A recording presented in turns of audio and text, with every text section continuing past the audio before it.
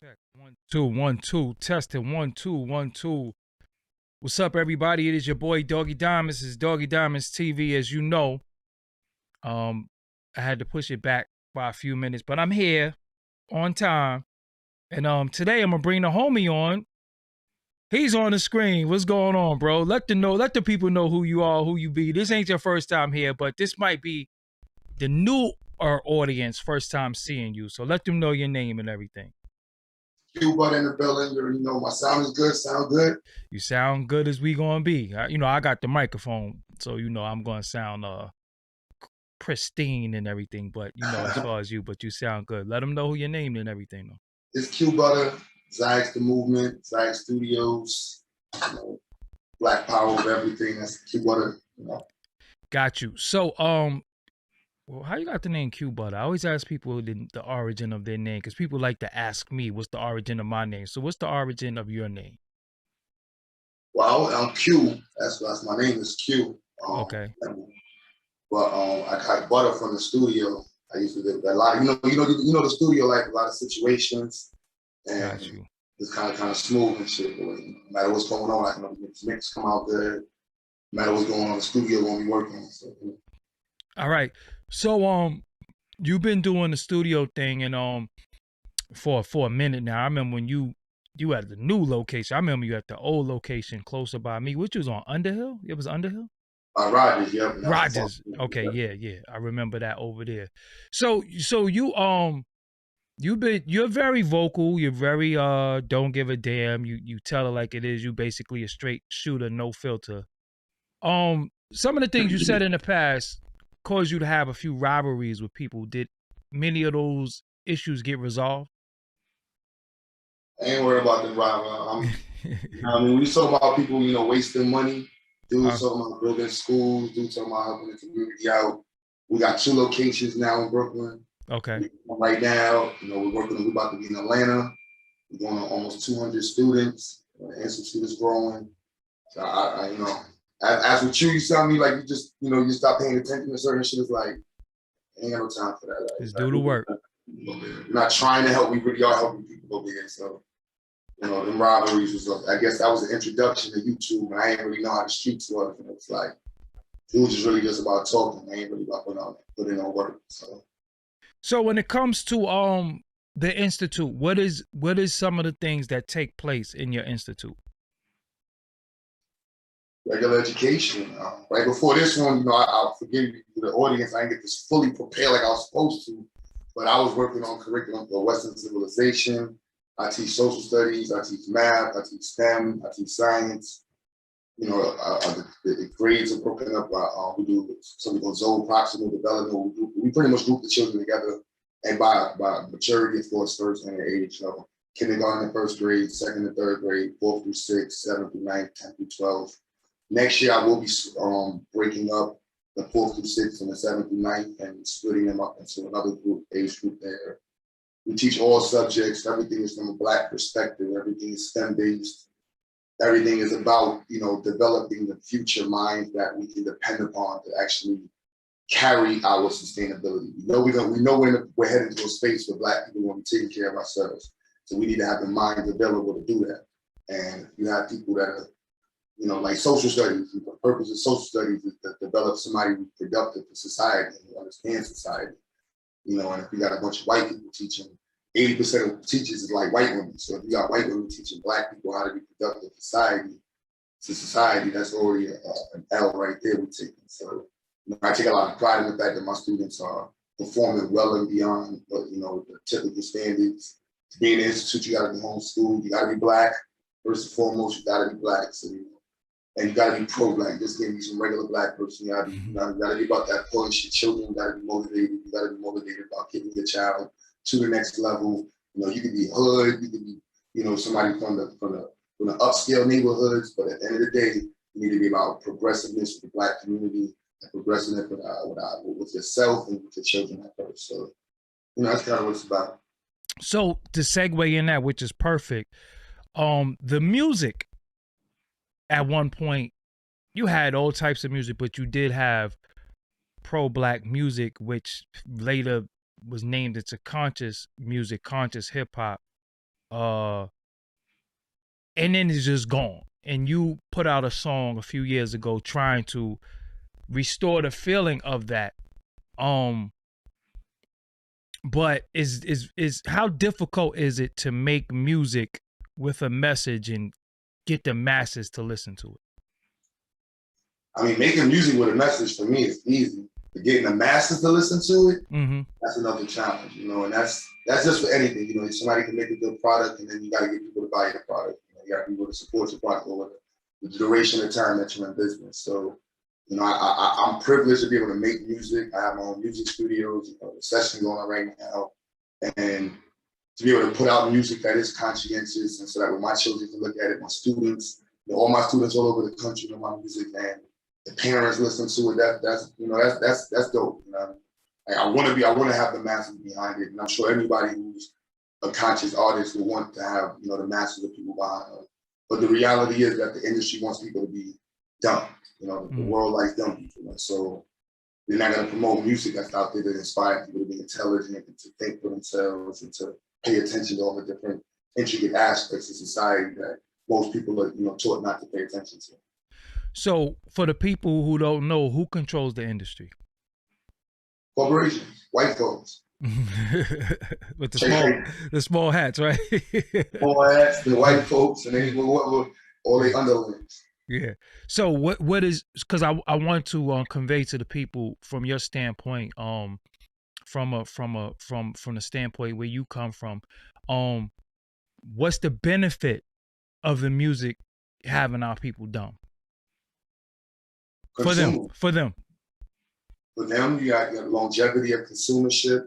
You know, you got people that's going to be willing to, you know, if you have people that are not going to read the label, you don't have to put high-end products inside of the product that has to be labeled, because they're not reading the label. And then by the time they start reading the label, you've been using cheap products inside of their food for so long, you've made your profit margins are out the roof. So even if they sue you, that doesn't even matter. I made so much money on you niggas. Your whole is $80 million, whatever. We do that a quarter off of, you know, selling dope, cereal, and all types of shitty foods and stuff. So, you know, that's the game right there. And keeping the people dumb, you know, music is a tool that automatically gets people up to do something. They knew that from this, you know, they knew that. They knew that from when they first met Africans, they met indigenous people, that the drums was the calling of the armies, you know, the trumpets was been used to call armies. That's been part of that. You know, you want people to get up, you should get some music. They saw what happened in the 60s. They saw what happened in early hip hop. And they was like, oh no, we got to get in here quick. Sprinkle some crack on them. Sprinkle some crack on them. You know what I'm saying? Sprinkle some money on them. Sprinkle some white women on. They're going to come with some snow bunnies and some you know, they're going to come with some snow bunnies, some coke, and a Cadillac. And you going to be like, huh? I don't know what to do, man. They gave me a Cadillac with a snow bunny in it, man. They had mad coke in the dashboard. By the time I got up, I was $1 million richer. A week later, I was broke, but, you know, they got him. I can't hear you, King.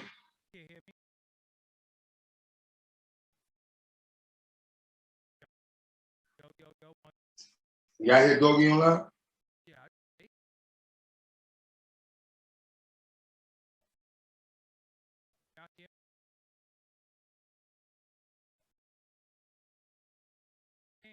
Y'all still hear us?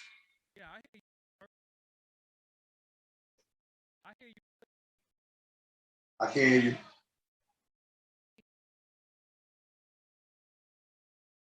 See if you muted. Can y'all hear me? I don't know how the Zoom thing works.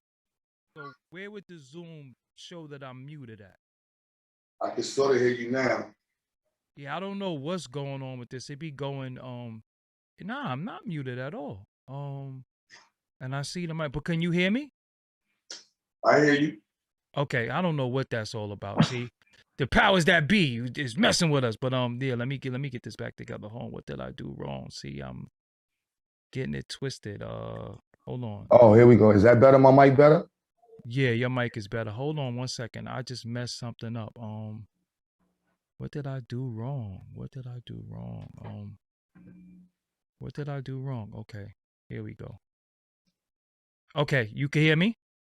Yeah, I hear you. Hear me? Oh, I hear you. You sound pristine now. Yeah, that's what we needed. Yeah, all right, now Yeah, we I was good. using my phone. I was supposed to be using the wireless. I thought Oh I had it yeah, set no, up right. there's now we good. Now we good. All right, All right. so Q, um, when we dealing with the industry, you have been putting on for a while. You have a studio.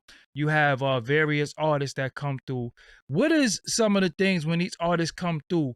What's some of the music? You know, not to disrespect nobody or not to put anybody on blast. What is some of the type of music that's coming through your studio?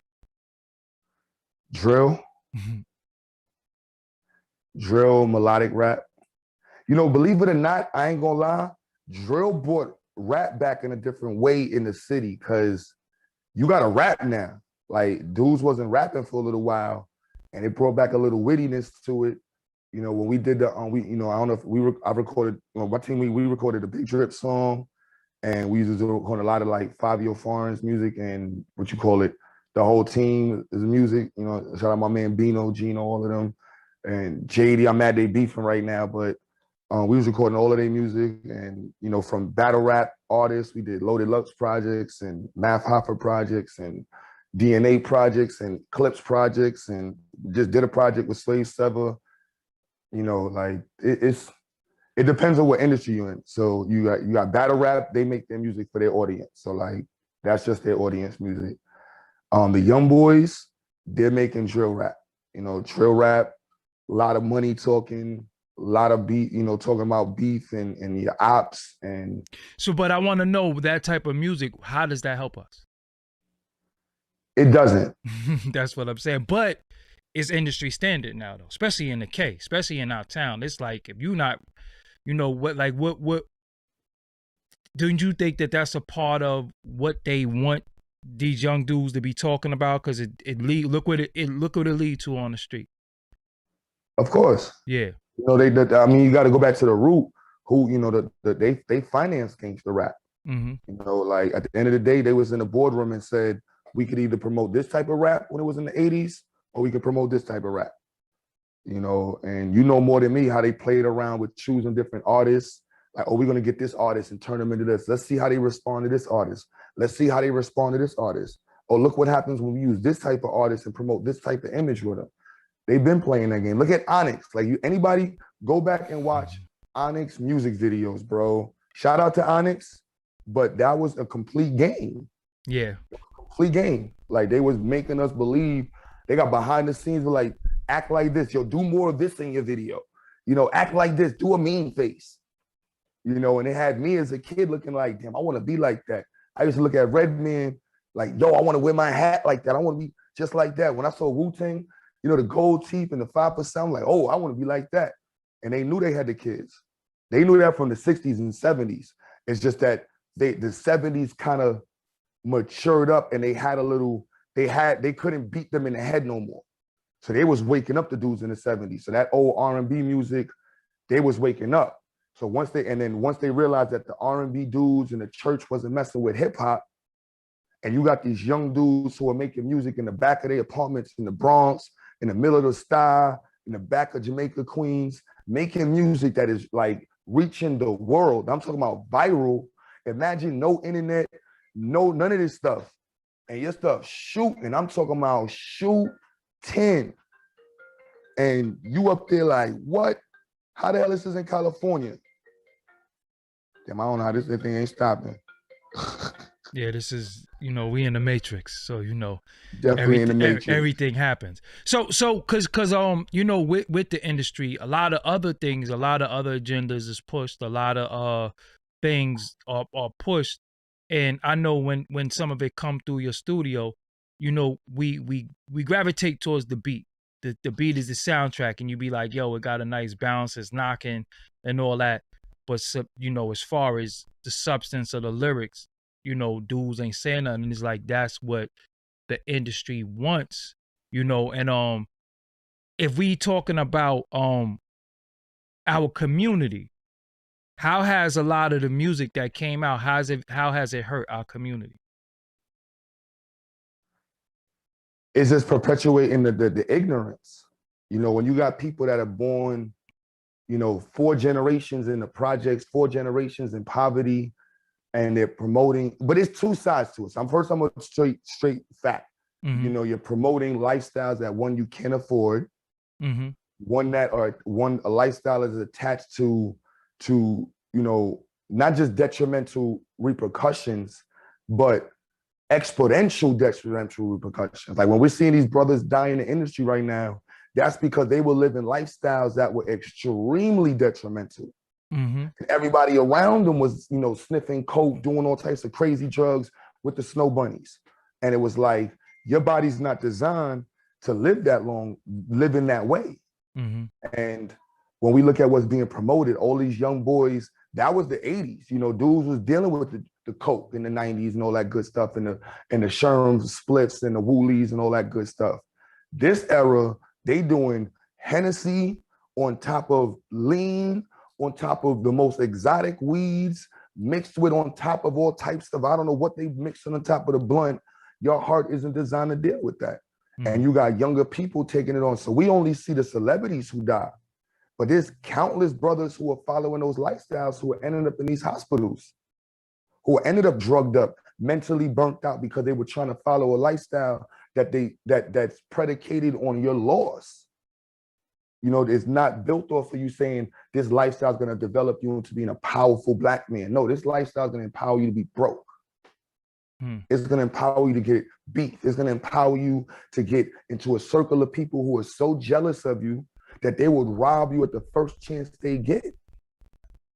And you see that with all of the young generation. One person gets in, give them a year in there, dudes is jealous, everybody angry. That's why I shout out Atlanta, because they still got their kind of structure with the young boys and the older heads where the next generation's getting put on. But a lot of these other spots where there's none of that, you know, it's just you got a young boy and then you got a young boys around him who's not fed. And it just becomes, you know, a misunderstanding that turns into beef. Now video shoots is getting shot up. You know, you know, and I'm seeing it right now going with Favi and JD, and it's unfortunate because I'm like, yo, y'all are brothers. You see what I mean? And like, they brothers, those both my little mans. Like, I love both of them, and they dead beefing right now. And it's like, y'all both lit. You know, I got old heads. We know dudes that's been trying to do rap and got a decent little buzz, and then nowhere is lit as somebody like a JD or somebody else that's equivalent to JD in another city. You know, so it's like the perspective, they're so caught up in like trying to be Drake. And at this level on, it's like, yo, appreciate the what you have right now.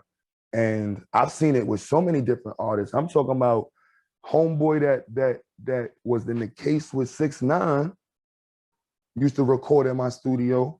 He cried. I remember when I told him, like, yo, bro, you should sell your CDs. And he was like, Q, you trying to make me some bum-ass artist out here selling CDs? I'm going to get signed. I'm going to get millions of dollars. And I looked at him like, yo, bro, you're not getting signed, bro. You know what I'm saying? Like, you're not lit like that and you're not buzzed. And he was like, you a hater. I'm like, bro, I'm just being honest with you. You got a decent sound. You cool. You know, still do step by steps. You know, build up your website. Do this, do that. And later on down the line, you want, you know what I mean? He winds up getting robbed by 6ix9ine, and he wound up being the informant for 6ix9ine case. And it's like, I've seen that type of scenario. I can go down, I can tell y'all so many of these different stories, you know what I mean, from being around free Rod Diggs, you know what I mean?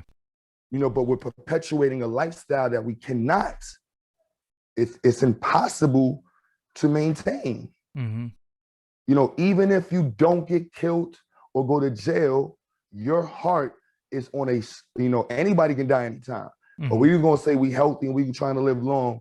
If you're living this young boy lifestyle, you're drunk at 3 in the afternoon, 2 in the afternoon, till about 1 in the morning to 5 in the morning, you're drunk.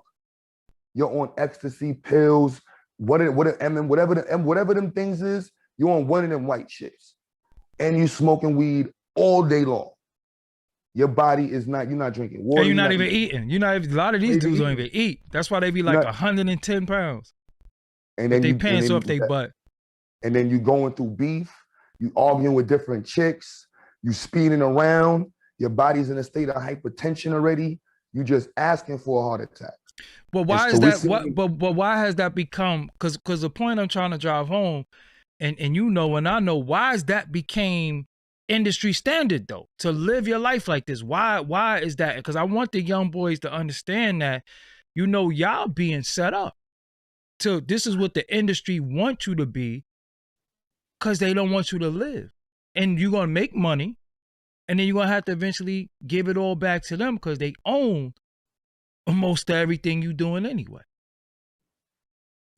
And if you buzzing enough, continue in your own space. You don't even need to get signed up. Like, they're not even, like, it's first, the lifestyle is so promoted.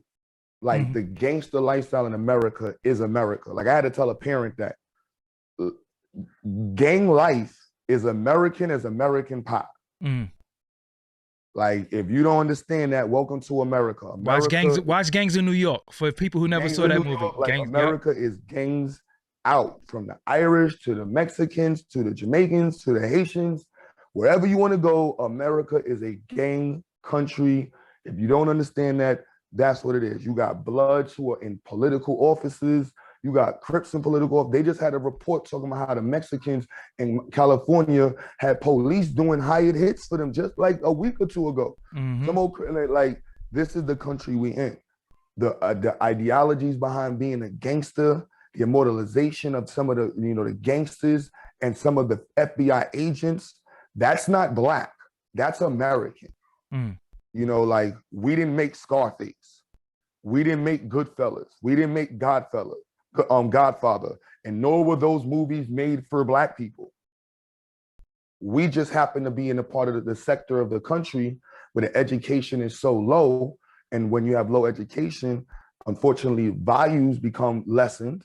And so when we look at these movies and we take on those lifestyles, we're emulating lifestyles that they're watching on TV over and over again, that were being fed, when they know, like, look, Billy that lives over in motherfucking Long Island, she know better.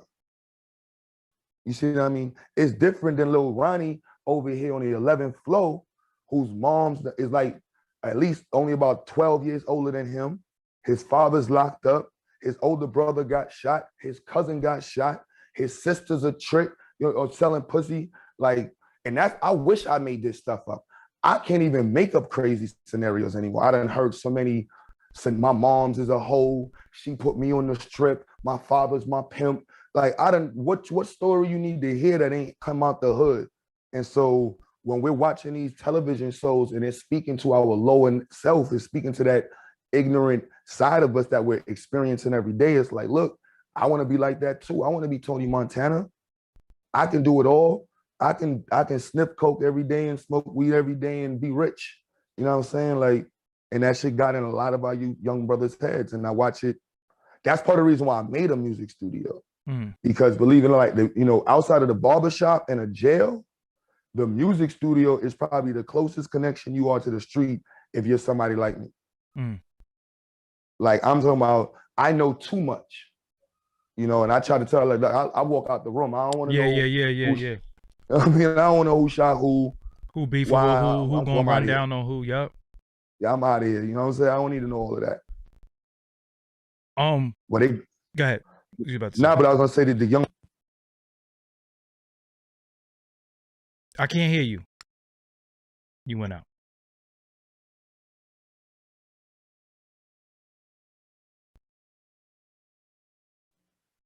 One. Yeah, you there. There you go.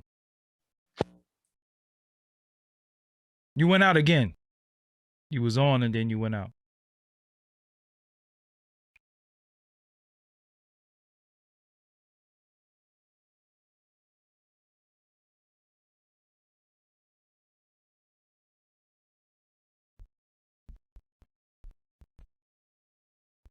You can hear me though, right? Hey, y'all had to switch my batteries. Okay. All right.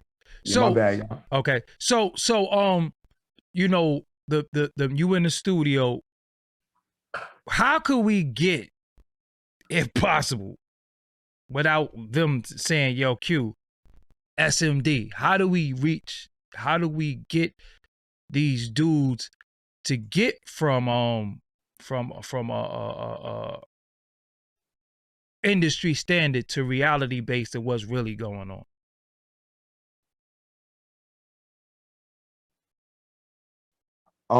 He had a long pause. He like, I don't even know. Cause it's really like yo, bro, the police labeled me when they ran up in my studio. They had me labeled as some kind of big crip. Wow. I'm like, bro, I'm neutral. I don't even fuck with gang shit. Like, you wild, you know what I mean? But because my studio is so the artists that are immersed in my studio is so involved in the gang culture, they think that I'm part of it. You know, you see me walking outside, I'm always saying what's up to somebody. They just happen the whole time is boiling is Crip, and one side is folk, the other side blood, and they all mix up at the same park.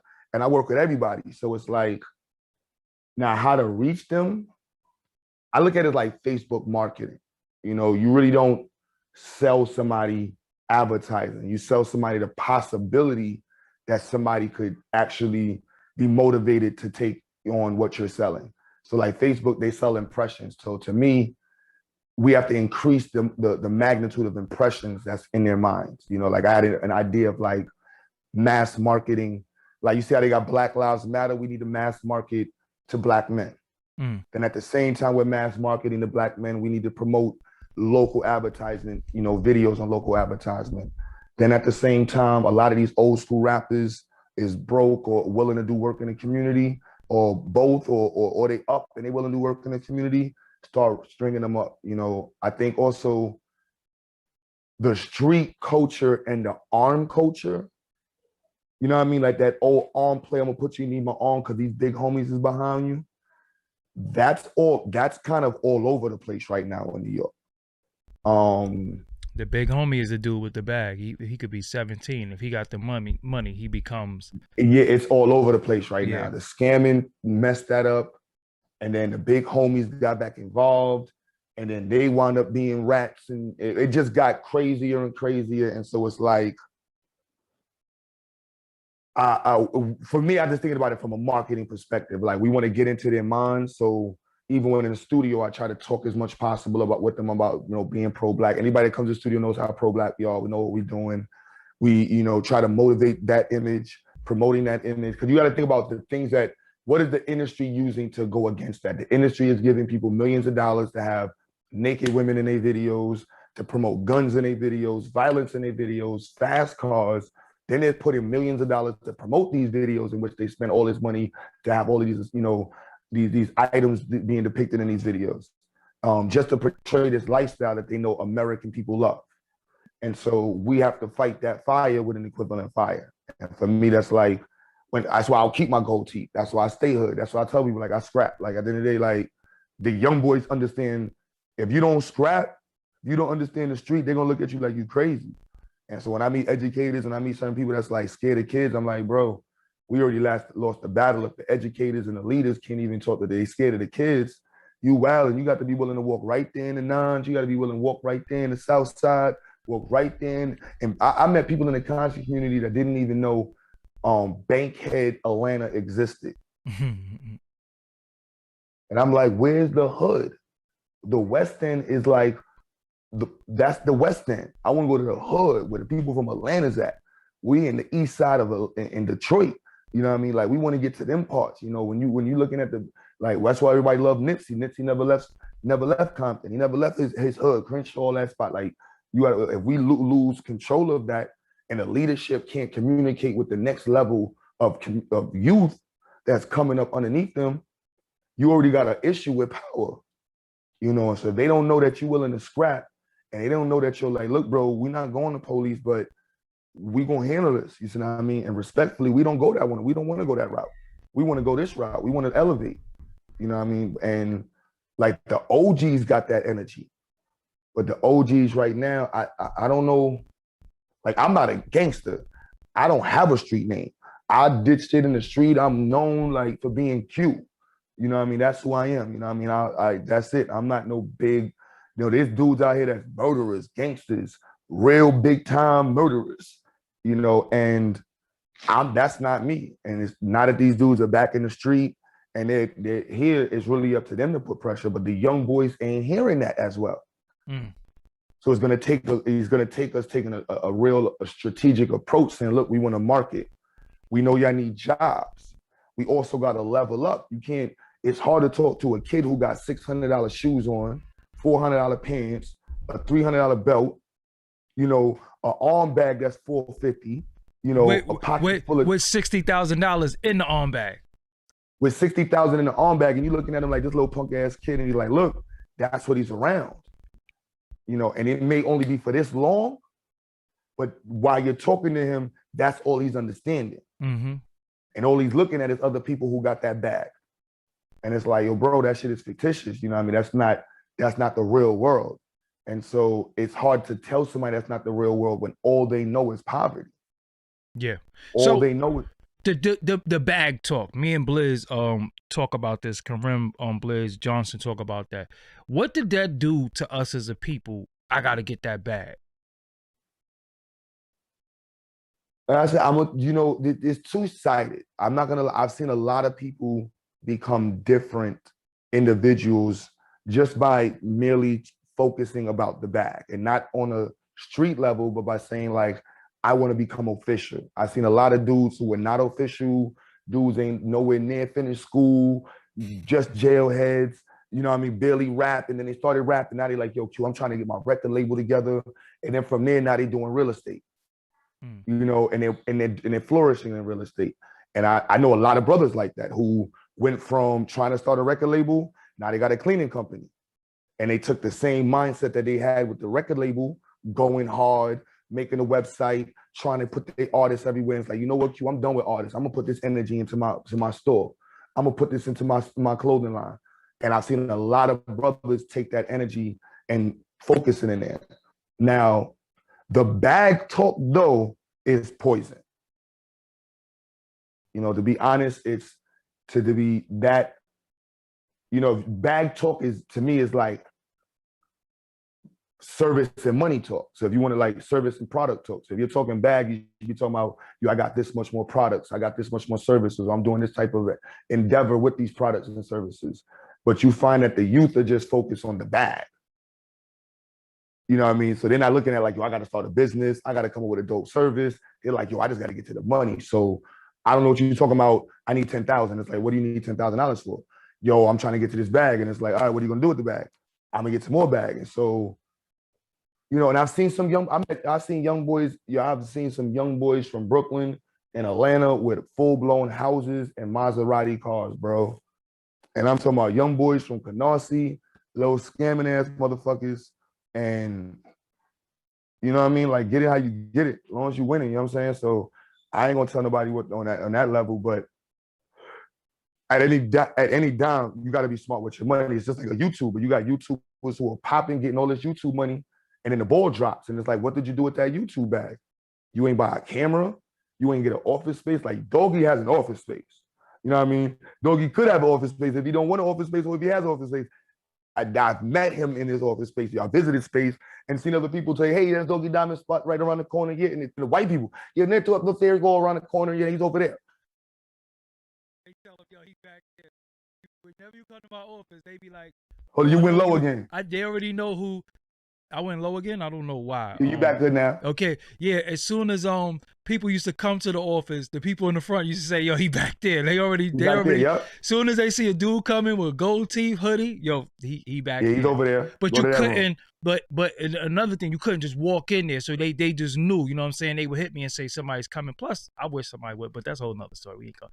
But yeah, you know. But this is what I always tell my audience: the money that I always accrue from their donations and the money that I got from YouTube, I always put it back into the product. I never just went and just say, yo, I'm going to get a Mozzie, but then the audio ain't right, the visuals ain't right. You know what I'm saying? This ain't look around. I always wanted my presentation to reflect the money that I got. You know what I'm saying? This is just deeper than just putting on a camera and just talking shit in front of a camera. No, I want to look like, because I got big wigs hitting me like, yo, how you do that? How you doing this? I'm like, you know what I'm saying? And y'all got millions and y'all can't do it.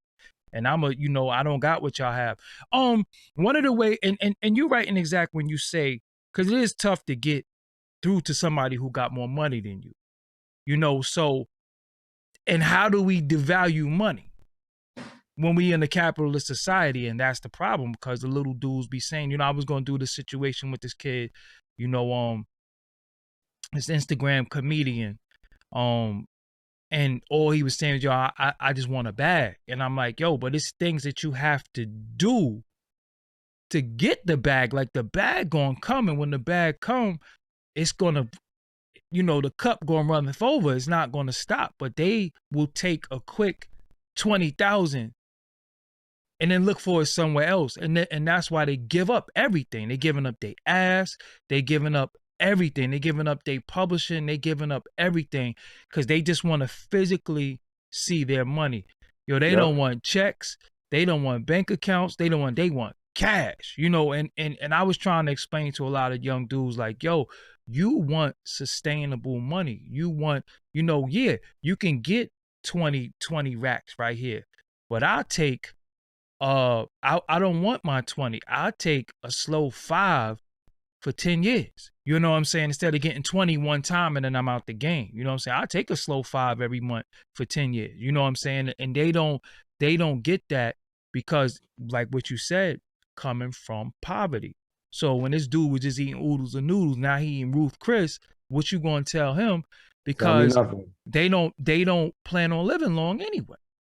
You know what I'm saying? Yep. Yeah, they don't plan on living long anyway. As long as they could get high, they could pipe whatever they want. You know what I'm saying? They got older. They even got older chicks our age is letting them smash. You know what I'm saying? For a bag, like it's all twisted. But what I'm trying to explain to a lot of the young dudes, even the ladies, is that this shit is systematic and it's by design, but it's more so for your annihilation. It's not meant for you to sustain, like you said. Your heart is gonna bust. And either if your heart don't bust, your heart is gonna harden, because once you get broke, now you go from the person getting the bag, now you become a stick-up dude. Now you become a scammer on a different level, and then you go to jail. Now you doing fed time. Now you got 10 years. And that's all you know. You don't have no skill set. You don't know nothing. And it's funny how, bro, growing up, we had skills like dudes could put up sheetrock. You know what I'm saying? Like, yo, I'm a sheetrock the crib. You got no skills right now. This is what I'm saying. These kids don't got no skills. You know what I'm saying? We could put up sheetrock. Remember back in the days, you would see old heads, they under the car, they fixing the car. Like, yo, how y'all know how to fix a car? I used to put together my bike. You know what I'm saying? Taking bike, yo, let me get that wheel. Yo, now the ball bearings fell out. Yo, this ain't no good. You know what I'm saying? They don't have no skill, and they think. Go ahead. I was just telling my students. I was just telling my students, I'm like, yo, all we have to do is our job, and a little bit better, and y'all are gonna be performing better than like 90% of this country. Like the whole country completely failed last year. They're failing again this year, and the Black community was already failing. And now to be further failing, and it's crazy because the teachers don't even know what passing means. It's crazy. I was like, it's so crazy. I was talking to a teacher yesterday, and she was like, no, they got to get a 65. And I was like, a 65 in New York City really means a 28. Yeah, that's a fail. Yeah. No, but literally to get a 65, all you need to get is a 28 on the test. That's the curve. Wow. So they're already letting you pass with a fail. Miserable fail. And then No Child Left Behind, they made up stuff to where, yo, he dumb, just push him through. Because it don't matter anyway. You know what I'm saying? He gonna die or go to jail anyway. They shut down all the vocational programs. So your value and your ability to sustain yourself, it's a war that we in. I know Black people like, oh, we're not at war with white folks. It's chess, not checkers. And these white folks are playing for keeps in any way they can. They going after genetics. They promoting motherfucking interracial shit. Like I ain't never thought I see interracial shit. They going after rappers. They promoting ignorance. They promoting anything because it's a stalemate. These white folks is on the way out biologically, and they taking anybody they can with them. And us Black folks don't know no better. Is sitting around not learning our sciences, not learning our mathematics. And yeah, I'm saying it with the gold teeth on. Your Black ass need to start studying mathematics, studying science, because we're the ones that get suffered the most during these situations. We get robbed the most in music because we don't know math. We don't know how to read contracts. We get the worst properties because we don't understand the environment. We don't understand the business law. We get beat up in credit because we don't know the law. We don't understand the mathematics. basics from Flint, Michigan. All those black people who got Legionnaires. Legionnaires don't happen in America. Don't happen. You know what I'm saying? So you got 5 people in one city with Legionnaires. That is a fucking problem. And you round up with almost 200 or so in less than a year. And black people are not screaming alarms. That's because we're not saying like, hold up, why don't we have our own black people to test the water? Why don't we have our own people to do this? What is our own evacuation measures? Because they're going to push us to the forefront of the coastline. Just in case you didn't know that, they like putting poor people by the coastline, not by the ocean. Yeah, I don't know everybody else, but I know in New York City, Coney Island, the West Side, not Lower Manhattan. That's blocks in. You know what I mean? When you go to Manhattan, you got blocks that protect you, and then you got the East Side, LES and stuff like that. LES, yeah, the LES. Then you got the rich folks, so that water don't get to the rich folks. You know what I'm saying? Like uptown, it's going to hit Fifth Ave. Then it ain't making it to the inside. Oh, no, we're not going to deal with that on the hill. We got too much money to deal with that. The promenade in Brooklyn is above sea level. Most people don't know that, but if you know that, dog. You go to the promenade, it's above the highway. That's where my office is at. My office is down there. Yeah. You know what I'm saying? It's above the highway. So when it floods, the water's hitting the front. Then it may hit to the highway. It's not getting to them $4 million, $5 million, $10 million houses. Them high rises, yep. And so, but you go to Coney Island, best believe that ocean coming in, it's tearing Coney Island up every time. It did tear. Remember Sandy tore Coney Island, a brand new one. Tore it up. What's that? Was it Far Rockaway? Staten Island. Black folks. Staten Island. South Beach, you know what I'm saying? So so we got to be the ones that's aware, like, hold on, we live by this coastline. We down here by the water. If a levee breaks, we getting hit first. But they need us to be this economic battery in the system to keep it going. We help products become popping. When black people get behind a product, it's lit. We the best everything. We the best Muslim. We the best Christian. We the best dancers. No matter what it is, we take it. We the best TikTokers. You know, we the best OnlyFanners. We the best. You know, but and you know what's funny though?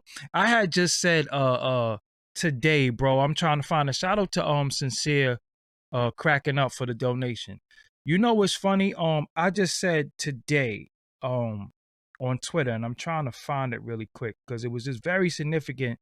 And some of the stuff I say go over people's head because they like to say stupid stuff like, well, Jay owned this and this person owned this. And I said, what did I say? Hold on, let me see if I got my verse up. But basically, I know that I said that, yo, we don't own nothing, man. We just figureheads and brand ambassadors for stuff. But every time a product come out, we have to go to them to fund it, you know, and even, you know, everything that we do has to be funded by them. And again, we had this bill last night. Me and Blizz was talking about how if they don't like what it is you doing, they ain't giving up the money. They just like, yo, nah, that ain't going, we don't see how that's going to work. And it's like, yo, anything could work that gets financed, you know, because y'all own the radio, y'all own everything, y'all own TV, y'all own everything. So at the end of it all, if you want it to work, you could pay for it to work, you know. And I'm looking at dudes buying YouTube views. You know what I'm saying? I got some crazy inside information today that a lot of people that on this YouTube that people love really faked it. But I've been saying that, but people say I'm a hater and they'll say, oh, your numbers is low. I'm saying, well, if I bought numbers like he did, I'll have the same amount of numbers. You know what I'm saying? Because I want people to know when you're dealing with numbers, you have something on YouTube called long tail videos. A long tail video would be like my Ali Vegas video, where they just keep doing numbers and you look, it's at 4 million. Then in a few months, it's at 5 million. Then in a few months, it's at 6 million. Them numbers is growing.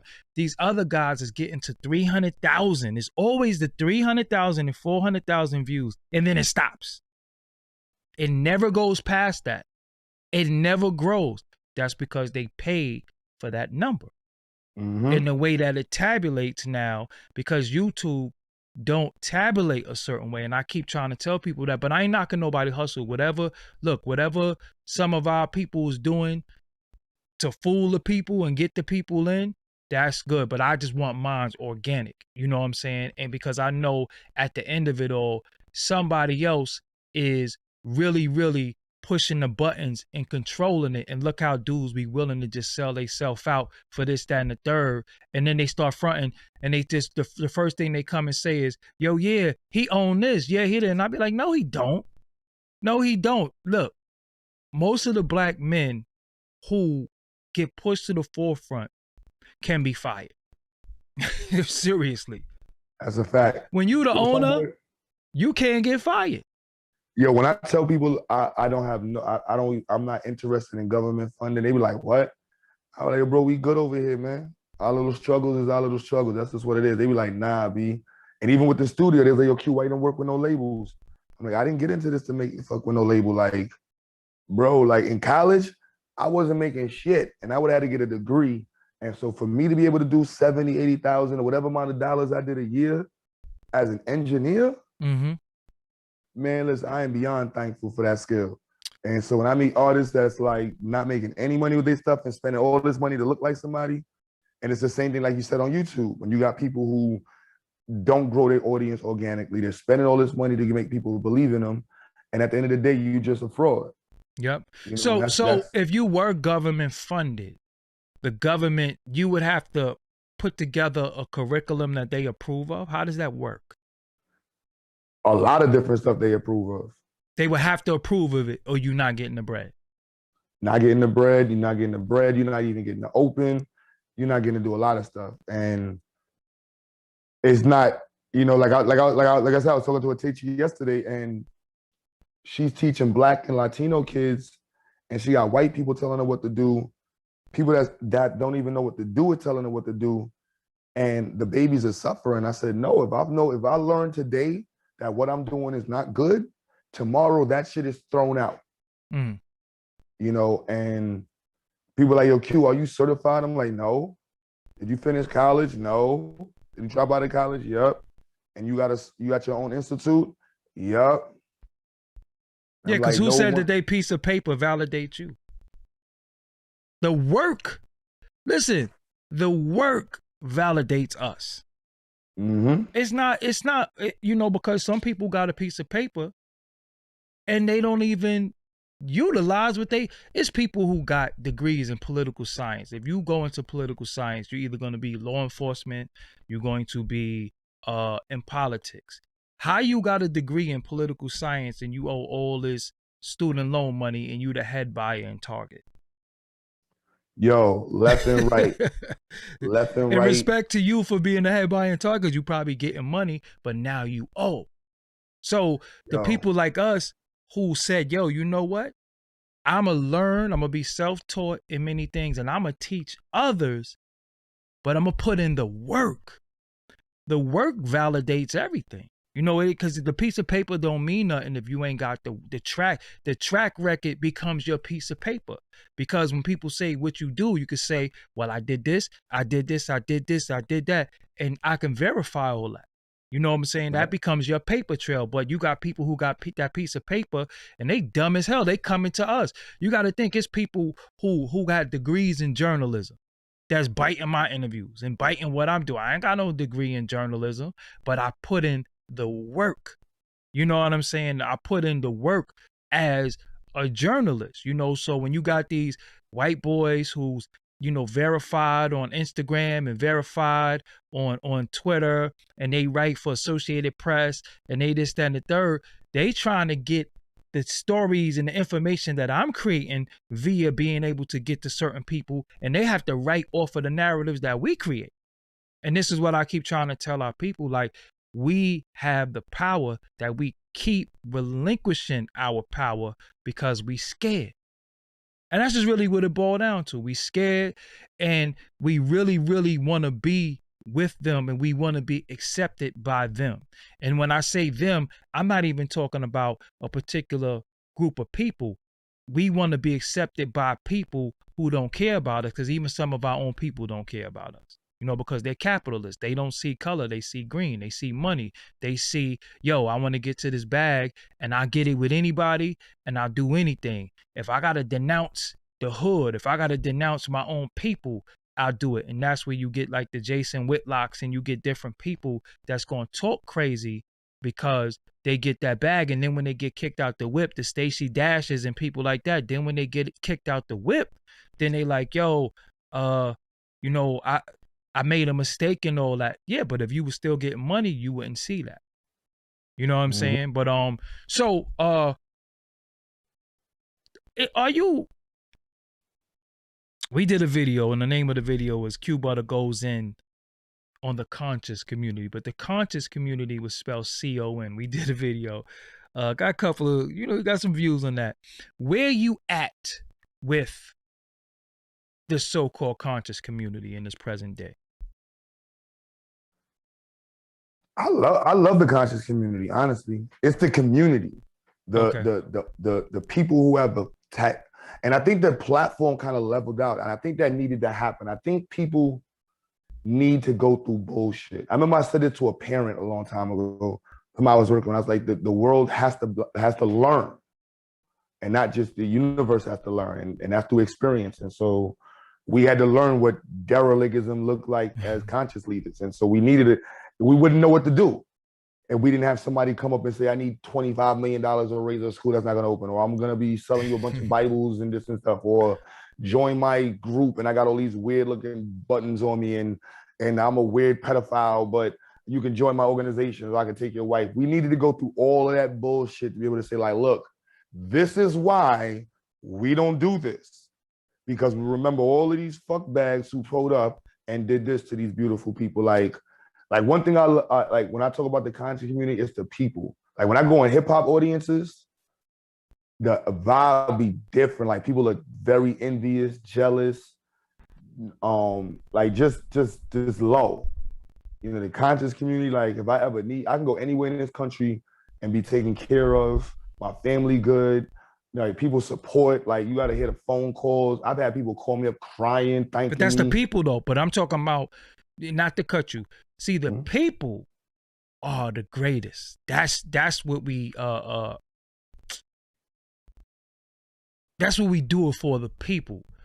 But that's it. But the characters, that represent consciousness, them niggas would start acting like ignorant rappers to me.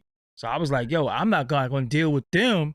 And you're not built like that. And somebody swing on you, you take off running. You know what I'm saying? Like, I'm not going to deal with you, and you want to be street and you want to be hood. Once you become conscious, yeah, we all from the street. We all from the hood and all that, the case may be. But, when do we leave certain mentalities alone? Because I got knowledge of self now, and I'm not trying to be no knucklehead, and I'm not trying to spread knuckleheadism. So what happened is, what was happening was I started finding that, it became like battle rap where dudes was just going at it. And it's like, there's only but certain thing you could say about somebody before they punch you in your mouth. You know what I'm saying? But then they didn't want to swing. Nobody wanted to get it shaken. And I'm like, you just disrespected this whole man leader, his doctrine, his wives, everything. He's supposed to swing on you because that's his livelihood. That shit was ugly. Yeah, so it started just getting too crazy. Then I started realizing a lot of dudes was full of shit too. They was on some money grab shit. So I was like, all of this is a scam. Everybody just trying to get paid. I might as well just deal with the rappers. So that's why I pick and choose who I rock with from that community. Everybody can't come over here no more. You know what I'm saying? They got their little place where they could talk that crazy space shit and go over there and people gonna watch it. And, people like to be fooled and people like that space shit. I ain't with it. You know what I'm saying? I ain't with it. So that's why I bring over here who I want to bring over here. People like yourself, people like Blizz, you know what I'm saying? That's still in tune with what's going on them streets, but still put in the work for the people. Because when the incident happened in the town with the Asians and the thing, you was out there protesting, but not protesting, more so making sure that store didn't open back up. What was that like? Honestly, that shit was annoying. I probably won't ever do that again. What was Like, what was the issue with that? Who was your main ops? the fake leadership that showed up. Like that was my first time. Like I don't really fuck with none of these dudes. Like my son, he's a fucking weirdo. Who else was popping up? The Richardson lady, she's a fucking weirdo. What's this dude's name? I don't, that's why I be talking too much. I be trying to keep it dog. I be trying because I just Yeah, start calling niggas weirdos and like fucking, yeah. you're a fucking fraud, whatever. So whatever, kick rocks. We scrap it, we got scrap on me. And these dudes popping up. And so what happened was we go out there and it was just regular. And then his sister popped up, who I know very well.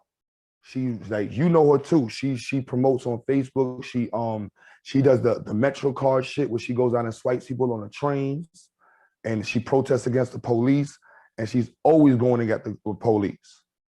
So she was there, and the Richardson lady, who's a councilwoman, was there, and I believe she brought the bullhorn.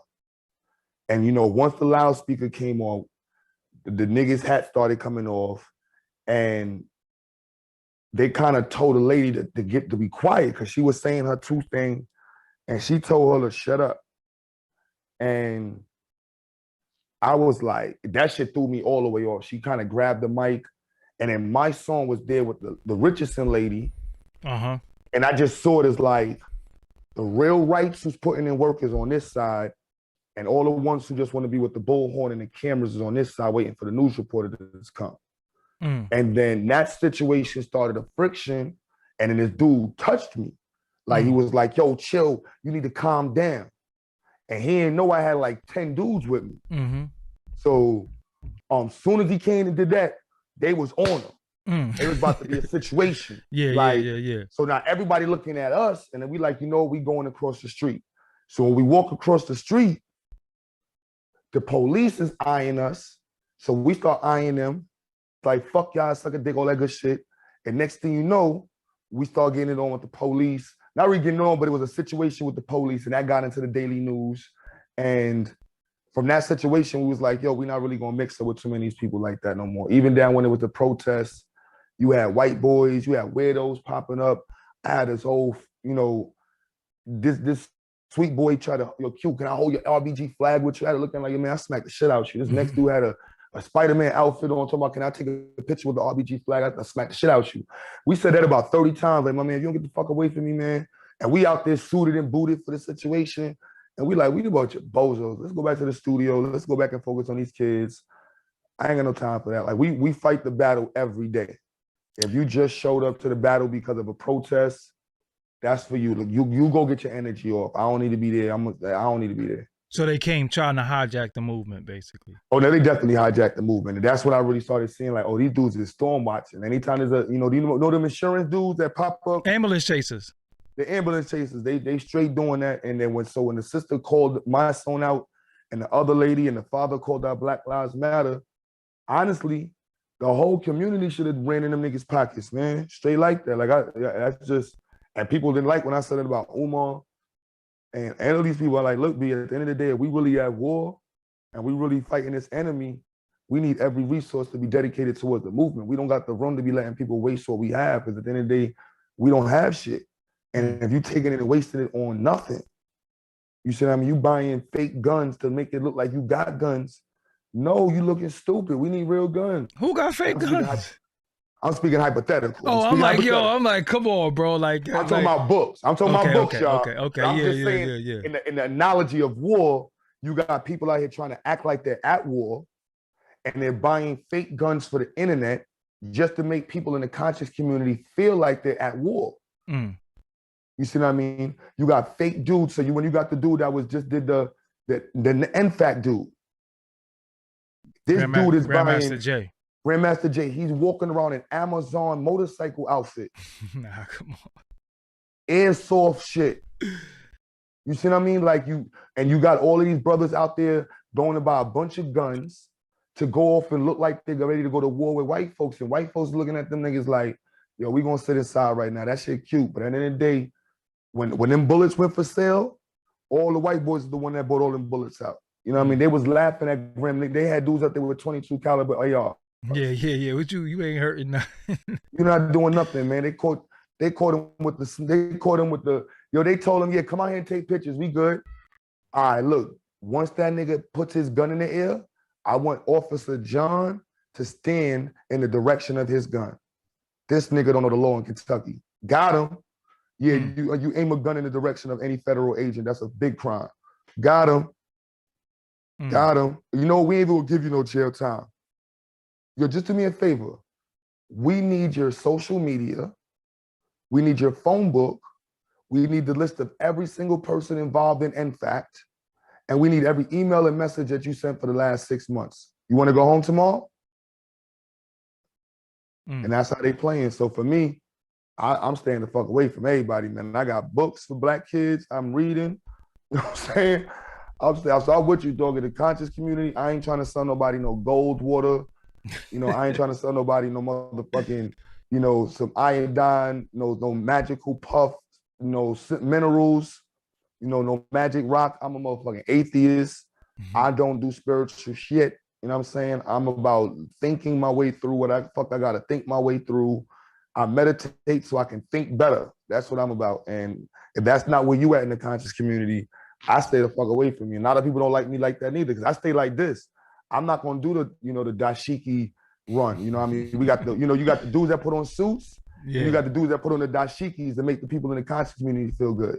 Yeah, they got on unks and all types of chakra shit, and that shit is corny, man. You doing that shit to pull females, and you doing that shit the to black woman is God. You trying to get some box, cut it out. Come on, you trying to get some box. That shit ain't doing Franks, man. Like, you don't got nowhere where you can go visit any of these dudes. How you a leader and you don't got nowhere your army can go to? And a lot of them is broken homeless too. Like broken homeless, living in a chick crib. And that's from the regular rap industry to the conscious industry. Yeah.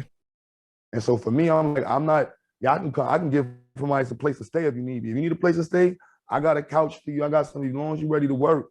You know what I'm saying? So like, we gonna be in Atlanta. I just need more people to be involved. So if you're involved, if you got a child, if you're trying to be part of this Axe movement, what we got going on, we're going to Atlanta. I just need more people involved because it's going to be really difficult going from Brooklyn to Atlanta and managing both spaces. So I need people involved. I'm not interested in doing a franchise. I want to have a team and people that's a collective, that's organized, and we're doing cooperative economics and we're making this work. So, you know, Zyx Institute at Gmail, whatever, QButter at Gmail.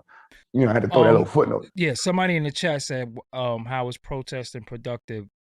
What is done? Well, the protest that they were doing in particular, because it was you, Karim Johnson, it was a few of y'all out there, boots on the ground from day one. What they did was they stopped people from patronizing the business. So it hurt the business financially to where they had to close, you know, and the deepest thing about it, some of their opposition was the same black women that they were trying to protect in the first place. That was just like, yo, I got to get my nails done. Y'all save all that black power shit for another time, which was insane to me too. They was actually ready to fight y'all because they was trying to get their nails done. Like, yo, look, I don't care what they did. I don't care. I rock with men in them, and I'm going to get I need my nails done. You know what I'm saying? And it's crazy how, you know, even in the times of us being disrespected and us not being treated fairly, we can't even stick together and say, yo, you know what? I go to another spot. You know what I'm saying? Even if you say, yo, I sneak to another spot, because, you know, to me, they put us all in one box. So when one of us do something, they just label all of us. But with us, we be like, yo, they did it, but they didn't do it. You know what I'm saying? Me, I'll be like, yo, you did it, and you ain't speak against your people, because at the end of the day, you have to speak against your people. Like, I can't be going to yell at your people. You got to tell your people that they wrong. You understand what I'm saying? So if you didn't say nothing to me, silence sometimes to me is, yo, you down with it. So moving right along with that. So when you come to you trying to go to Atlanta, are you trying to set up another institute in Atlanta is what you're saying? Oh yeah, we're going to. Or maybe not another state, but I want to do it in Atlanta. We got almost 30 to 40 students there already. Okay. I'm hyped with your doggy. Like, being a little Brooklyn kid, I got kicked out of Grady. I graduated on Rikers Island, bro. This is my second full year. Like this is the second full year, and we're planning our graduation event in Atlanta and New York, doggy. I'm talking about I'm bringing the kids to the range, roller skating. We're going riding ATVs. What part of Atlanta? What part? We didn't pick yet, Okay. but I know there's a skating rink we're gonna be renting. I forgot the name of the range that we're gonna be going to. One of the parents works there. We got the roller skating rink and the game rink is in the same spot. They got the little arcade room in there. We're gonna be going to the vegan spots, Tassili's. We're gonna do a bunch of a big dinner in there for all of her family. I'll just be able to do this from Brooklyn, you know what I mean, and then come back into New York and we taking the kids not paintballing. We're taking them to laser tag, taking them to I think we might go to Six Flags or Hershey Park or one of the little water ride parks. Like to be able to say we're doing this with no white people involved, with gold teeth on in brown. I'm going to very, very much co-sign something that y'all might not know. And I know this man very well. And it's going to sound crazy that I'm going to say this because you're not going to believe me. Q Butter don't fool with no white people in no shape, form, or fashion. I'm just being real with y'all. You know, when people say they're for black people and they're pro-black, he's serious. Like I'm not even, I'm not even joking. Like he don't want their money. He don't want nothing to do with them in many aspects. When it comes to the things that he wants to do, he finds our people that gonna do it. He don't rock with them. Like it's very, very, very, very all the way in. When I say all the way in, I'm like, he's all the way in on it. So as you might see, some people will be talking this, that, and the third, but then you see them, they got a bunny with them, or they got a financier who does this and that. He don't do none of that. You know what I'm saying? So for any of our people who want to help, any of our people who want to add on, I make sure his information is in the first pinned comment, so y'all can speak to him after the fact, because again, he works with the children. See, unlike somebody who gets $750,000 and say, well, I'm opening up a school for the children and you ain't open it yet, he can't, but he's not allowed to call his thing a school. So that's why it's called an institute. It's not allowed to be called a school. But he does have his institute. You went off the camera, Q? Yeah, my bad. I had to change the batteries again, Okay. Yeah. You know what I'm saying? And he definitely he's definitely not financed by them, so they can't tell him what to do. And he's definitely teaching STEM. I done seen the microscopes. I done seen the batteries and the wires and all that, and it's real. And even his children is a part of it. You know what I'm saying? So it's not like he takes on other people's children and his kids is out there, wilding in the street, because it's a lot of people too. You know what I'm saying? That act like they this, that, and the third, but they can't even get through to their own children. You know what I'm saying? So what's your contact information again? Personally, Q Butter, QUEBUTTER.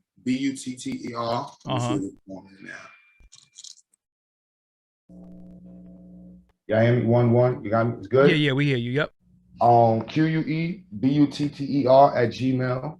The Zyx Institute, the XYAYX Institute, INSTITUTE @gmail.com. All right, the website is the zyxinstitute.org.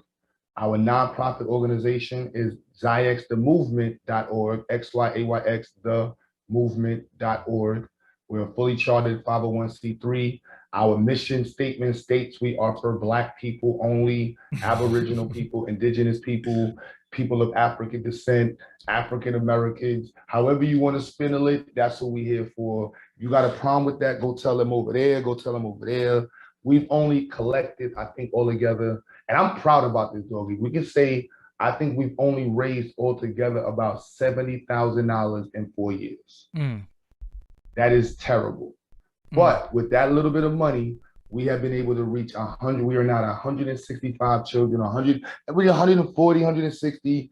It goes up and down, COVID, and kids go back in regular school. Some kids are not ready for the online, but we've been in that spot since year 2. This year, with Doggie's help and anybody else that supports us, we are shooting for 300 students. 300 students operating. Right now, we're in 35 different states, meaning we have students in over 35 different states. We are in Brownsville, right here on the hill, MOP's block, right on MOP's block. Back this up, back this gate. I've been in the spot, yep. So this is what it's going towards. So with those donations, just so you know it's real, the 2 locations in Brooklyn we have cost about about $5,000 a month for the 2 locations. Y'all can do the math. That's $5,000 a month. That's $60,000 a year. So the $70,000 in donations that y'all give, unfortunately, do not sustain the situation we have. So I'm not kudos to myself, but I'll be making it work to make sure that this thing stays off the ground because I'm a gorilla.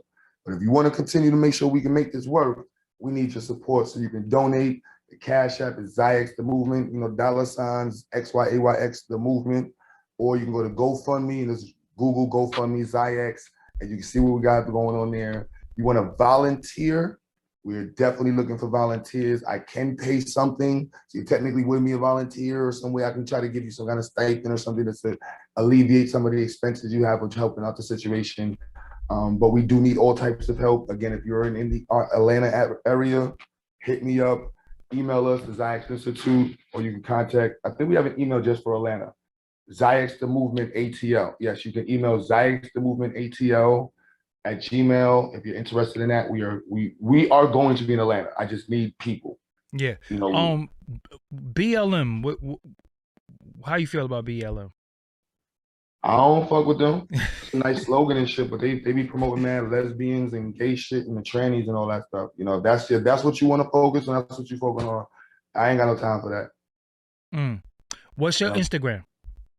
Qbutter, QUEBUTTER, Zyx the Movement, or just the Zyx Institute. You want to know about the Zyx Studios? It's $50 an hour, 2-hour minimum. We don't play on the boards. Team is there. Studio running all the time. You can just Google Zyx. Don't call the studio for the Institute.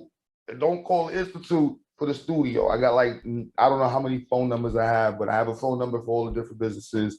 If you need a t-shirt printed, there's a number for the t-shirt printing. You know what I'm saying? There's different things for all little different things that you want to get set up.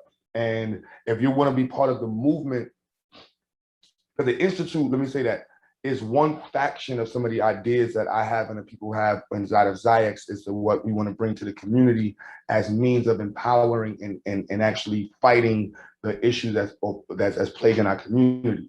And so if you're interested in being part of an organization that's actually has boots on the ground and is doing stuff, I want to be able to brag at the end of this summer that we have students in our summer program and we have programs running up and down the East Coast, even if it's just in 2 cities at the same time.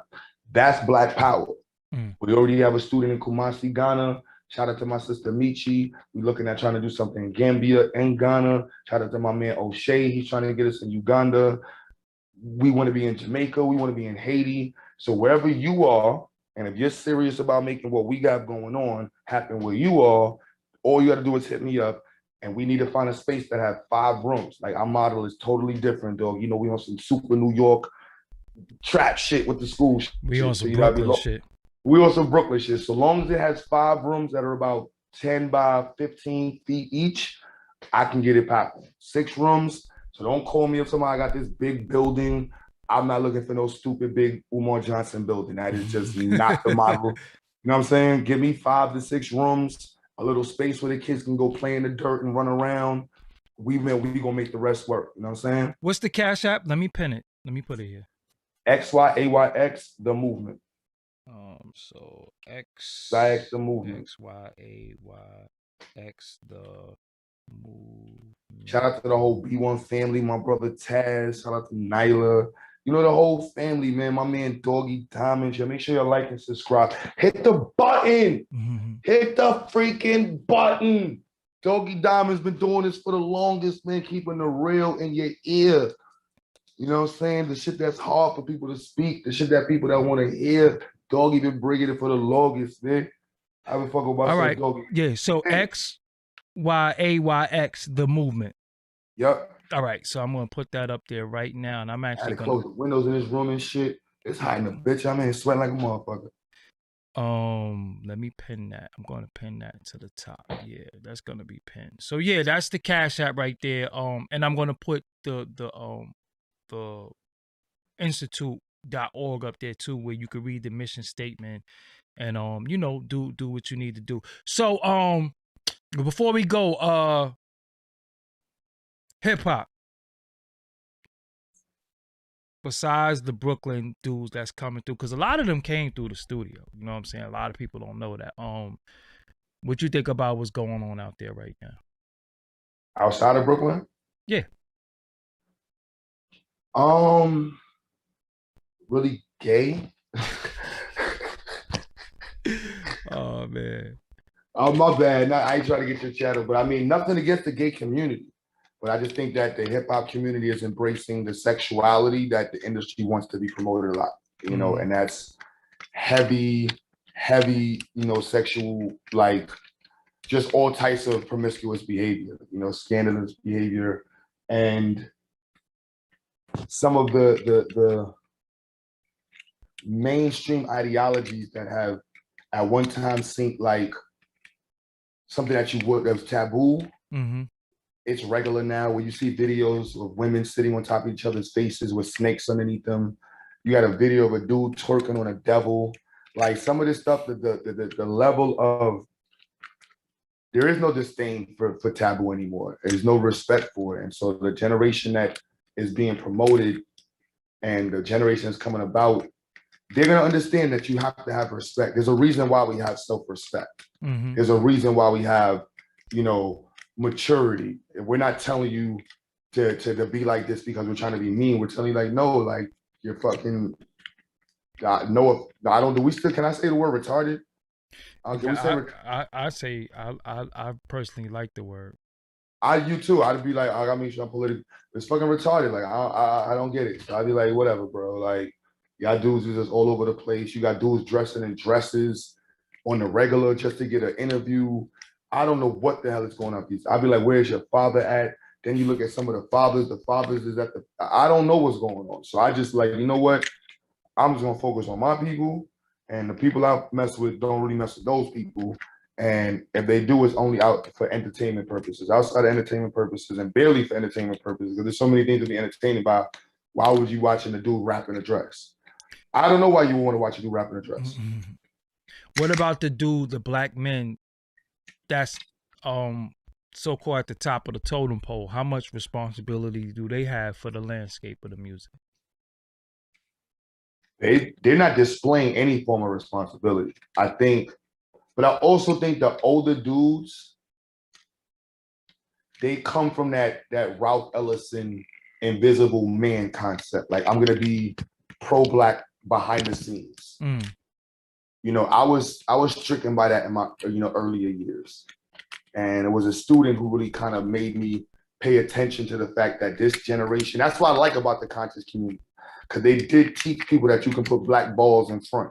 Fuck you, I'm here for black people. Fuck you, what's up? Yeah, black only in this bitch. Yup, fuck is you talking about? What? Mm-hmm. What?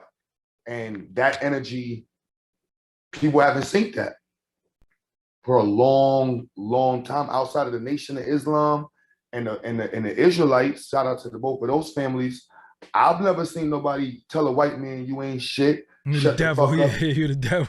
Devil. You know what I'm saying? So like now we got a whole country of black people that's saying that shit. Shut the fuck up. Smack the shit out your white ass. I love it. But I also know that the other side of it is we got a lot more black people who's willing to wear skirts, a lot of black women who's wearing the pants.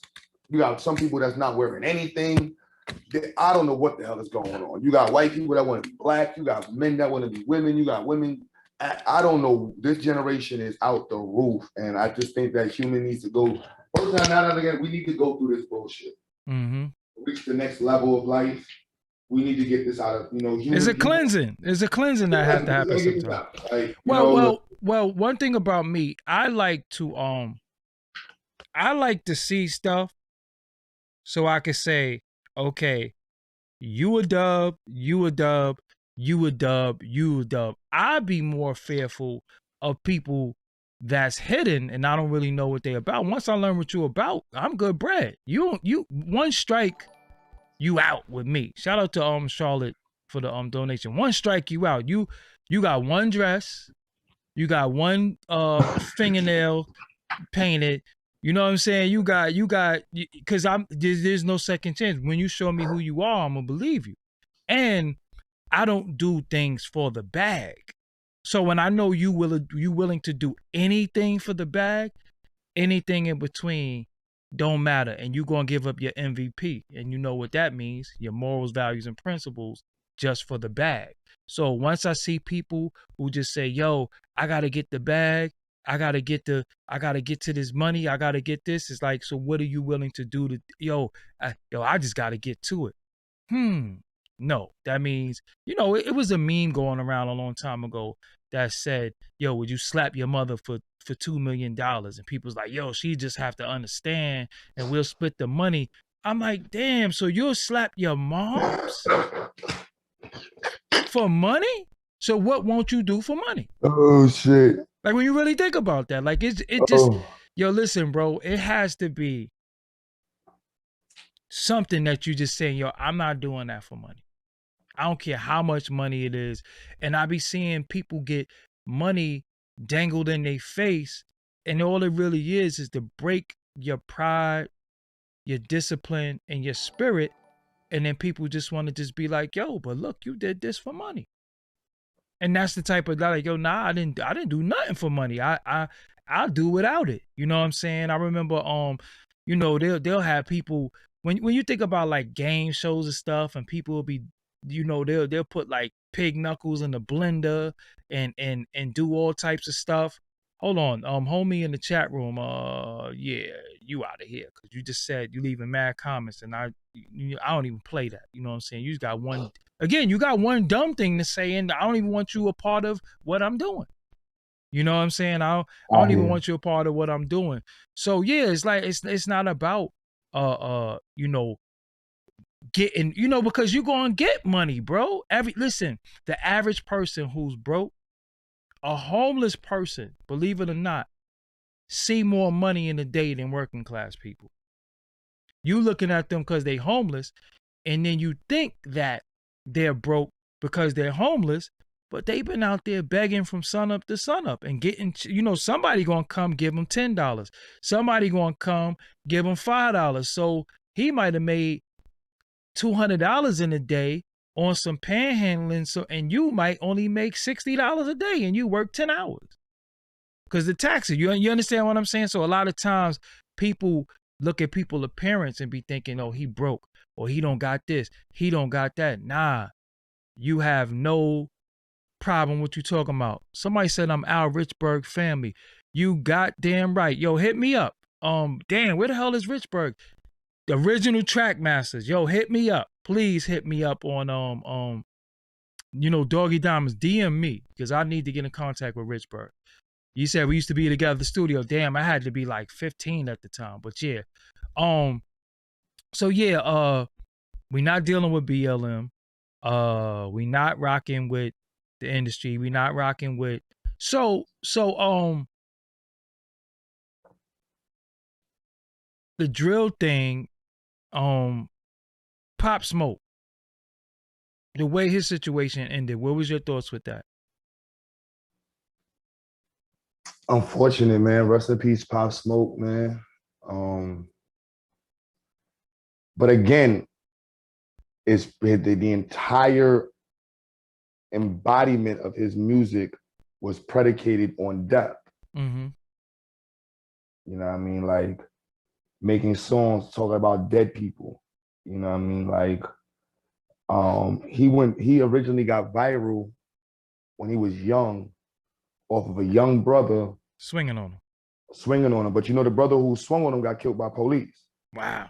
And then he caught the other dude and pounded him out, right? He pounded the other one out. And so the story is just so, you know what I mean? And now he's dead. Yeah. You know what I mean? So it's like, what's the point? All of that money, all that celebrity, and Your security was slack. You know, you got people willing to kill you just to get what you got. You know what I mean? And like, and not that that's not the regular world we in, but you work so hard to come from the bottom just to get around more people who want to rob you. Yeah. You might as well have just gotten a regular job and been a nondescript. Nobody would have robbed you if you would have got a job at MTA. He'd have been alive right now. And which would have been better? What would his mother rather? Him having a job at the MTA or him being a dead rapper? You see what I mean? Damn. And so, you know, and that brings me back to the same story I had with that dude. Was it Scum Dizzy? I know him as Dizzy, but he was Scum Gang Dizzy when he got robbed. Oh yeah. Scum Gang. Hold up, you said Scum Gang Toll? That's whose bag got robbed. That's who was original. That's the original warrant that went out for 6ix9ine. Was the that one they filmed? That? The one they filmed robbing him? Yeah, when he got robbed for his book bag. Duke that got robbed for his book bag. 6ix9ine stole his whole style. Yes, it's the Scum Gang. Scum Gang. Yeah, Scum Gang. He stole Dizzy's whole. That is a fact. All that colorful shit. Dizzy was all of that shit, but he was obsessed with the industry. You see what I mean? And being that obsessed, you being around people that's trying to be even more obsessed, and you get around people who are just as fucked up in the head as you. You know, and this dude that you put on, the little Mexican kid that you put on, turns around and robs you on camera. You know what I mean? Now you turn around going from like Q crying in my studio about being like wanting to be a big artist one day to now you were a FBI witness. You were former, not even a witness, you were former evidence. Like, you don't have to be a witness. Like, there was videotape. It don't even matter if you show up in court or not. You're a form of evidence. It's a matter of fact. I don't need you to show up in court. That's you on camera. All you got to do is say, is that you on camera? Yes. All right, you can leave. Play the tape. You know, and so we don't see the corners that we put ourselves into when we're young. And when we try to talk to these brothers, you know, sometimes they call you a hater. You a hater. You a hater. Old head, you a hater, old head, yeah. You a hater, old head, and it's like, I want it to inspire as much as possible. You know, like when Favi was in my studio, you know what's funny? I was just telling somebody yesterday, shout out to Bino. That's my little man, right? That's my little heart. I love Bino. You know what I mean? Look him up, support his music. I never really saw Favi awake. What you mean? You know what I'm saying? Favi was always drunk. So when he used to come to the studio, he would be in the lounge, he would have girls, and he would just be drunk and sleep, like, or hot up. And it was until Free My Man P. Gutter, the big loc P. Gutter. He's the one that got him in the hood, brought him in the studio.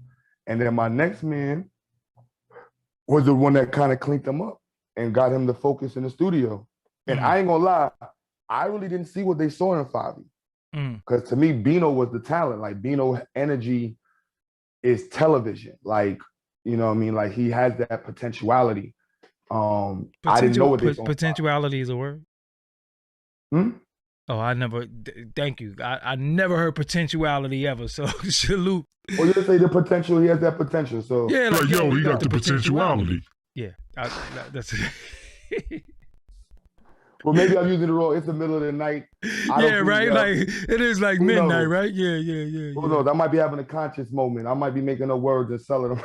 Yeah, right. Oh, real quick, shout out to my super duper big homie Al Richburg, one of the original track masters. Whenever I do interviews and I say it was 4 members of track masters, y'all know Tone and Pope, but it was 4 members of track masters, and Al Richburg was one of them, and Frank Nitty was another one. Then you had Tone and Pope, and Al Richburg was playing the bass and playing them keys on a lot of songs, and Frankie was doing a lot of them beats. And Frankie's brother name is Kurt Gowdy. He wound up doing a lot of 50 Cent music in Shootout for Now, but that's a whole nother bill that I have another time. But yeah, potentiality, like, yo, you got potentiality. Put that on a shirt, bro. That potentiality. Right. You got potentiality. Right? People like, what the fuck that's is that late night combo shit. Right. Try to make it sound like it made sense. But so somebody asked me, did I punch Tommy in the face? I'm like, hold on, y'all. I didn't punch Tommy in the face.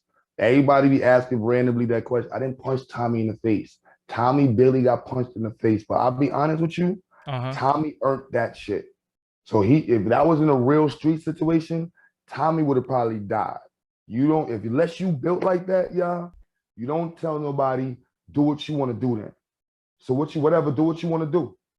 You don't say that unless you're ready for that smoke. What did he do or say? I was out of the loop with all that. That was a minute ago. The dude was like, yo, Tommy, I don't like what, he was just asking Tommy about his words about black women. And Tommy swagged on him. He was like, look, man, I ain't got no time for that shit. And honestly, I don't think Tommy should have handled it like that. Like, if you got that much money, whatever, allegedly, and you know that you speak in a way that's going to make people take you a certain way and you're not built like that, you dead pussy, you should have just bought him a drink.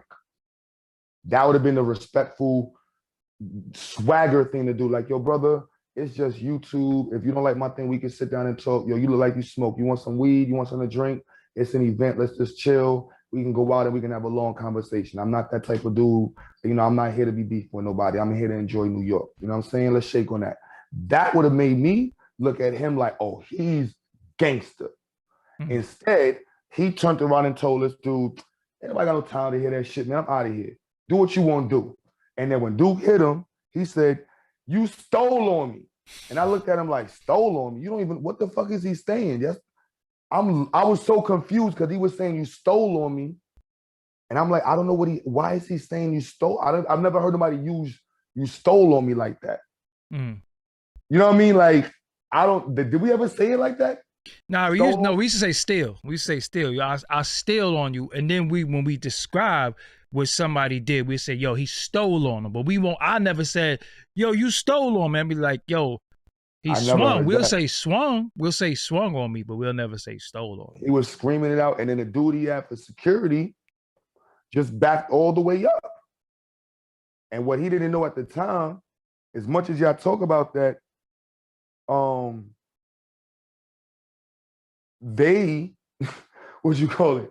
of the brothers in the audience was ready to do him some real bodily damage. And I stepped in and stopped that from happening. So as much as people try to attribute me to the damage, I'm like, look, I saved that homeboy life. Because at the end of the day, he was going to get his ass killed. Or at least really, we'd have had some serious end. So you forever the guy tied to they saying you swung on them? That's what you forever. Wow, that's kind of crazy. So didn't you have a back and forth with him? Potentiality. Hold on, Doggy, so you can hear it, just so y'all don't think I'm bugging. No, they was in there saying potentiality is a word. No, they on point. Yeah, potentiality. I'm like, hold on, I'm not bugging. Like, no, potentiality, yeah. But sometimes I'll be bugging. I might slip up and try to make up a word in the middle of the night, y'all. So right. It be with it. Well, no, we were talking about Tommy Sotomayor, but shout out all of them. I really learned that, that shit was all confusing to me because I thought the whole conscious community was against Son, and it turned out that everybody was just like his friend and dick riding and shit. I'm like, why y'all didn't tell me this shit? I wouldn't have showed the fuck up. I didn't know you was gonna be there. I didn't know there was this whole dick sucking ring of friendship and shit that was going on. Let me not say it like that. My bad. Let me not word it like that. I apologize. I shouldn't have worded it like that. I didn't know that there was like an underlining circle behind YouTube in which people who seemed as though they were enemies, ideologically speaking, but on the phone, they were best friends. So when I got pulled in, I didn't know. So that's when you was there when I was like, I'm calling out scammers, I'm calling out this person, I'm calling out that person.